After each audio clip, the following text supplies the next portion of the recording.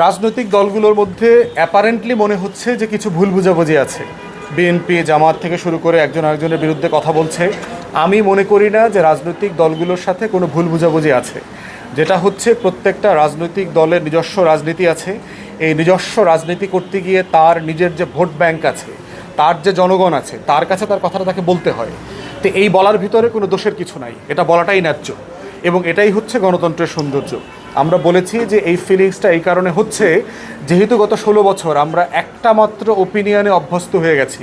শেখ হাসিনা, শেখ পরিবার, আওয়ামী লীগ এবং এই কালো কোট পরা পেঙ্গুইনের বাইরে আর কোনো মতামত নাই।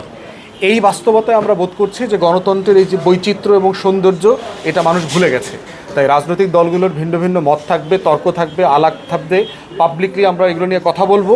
এর ভিতরে আমি কোনো সংকট দেখি না।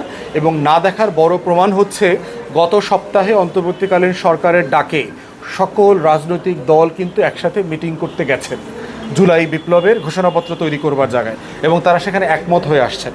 এর আগে আপনারা দেখেছেন যে আমাদের যখন আগরতলায় আমাদের অ্যাম্বাসিতে অ্যাটাক হয়েছে, ইসকনের নেতৃত্বে, সন্ত্রাসীদের নেতৃত্বে আমাদের একজন উকিল মারা গেলেন, শহীদ হইলেন। তারপরে ভারতের গণমাধ্যমের যে মিথ্যা, তার মানে সংখ্যালঘু নির্যাতনের যে গল্প আমরা শুনলাম, এগুলো নিয়েও যখন আমাদেরকে মিটিংয়ে ডেকেছেন, আমরা কিন্তু সবাই গেছি। অতএব আমাদের স্বাধীনতা, সার্বভৌমত্ব, জাতীয় স্বার্থ, আত্মমর্যাদার প্রশ্নে রাজনৈতিক দলগুলোর ভিতরে কোনো ভিন্নমত নাই। যেটা আছে, এই ভিন্নমত হচ্ছে রাজনীতির স্বার্থে আমার দরকার, বাংলাদেশের জনগণের স্বার্থে। আমরা চাচ্ছি লালফিতার দৌরত্ব কমানোর জন্য। তো যে যে কাজ করলে লালফিতার দৌরত্ব কমবে, সেই ধরনের পরামর্শ আমরা চাই।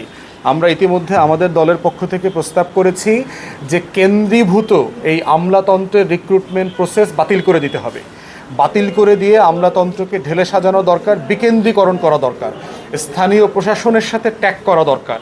তো এই ধরনের বিভাগ, যেটা কোনো কোনো রাজনৈতিক দল মনে করে যে বাংলাদেশকেই 8টা-10টা বিভাগে ভাগ করা দরকার, প্রভিন্স করা দরকার, বিভাগ না প্রভিন্স করা দরকার, অথবা আমলাতন্ত্রের মাধ্যমে বিভাগ করা, এগুলো খুবই জটিল এবং ইমপ্র্যাকটিক্যাল কাজ।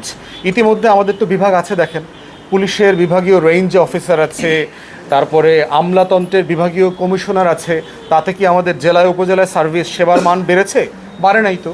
তাহলে ইতিমধ্যে ডিসফাংশনাল একটা ব্যুরোক্রেসিকে কিভাবে আরেকটা স্তর করলে পরে সেবা বাড়বে, এইটা সিম্পলি অবাস্তব, অবান্তর, এবং আমরা বোধ করছি এই লালফিতার দৌরত্ব থেকে আমাদেরকে উঠে আসা দরকার।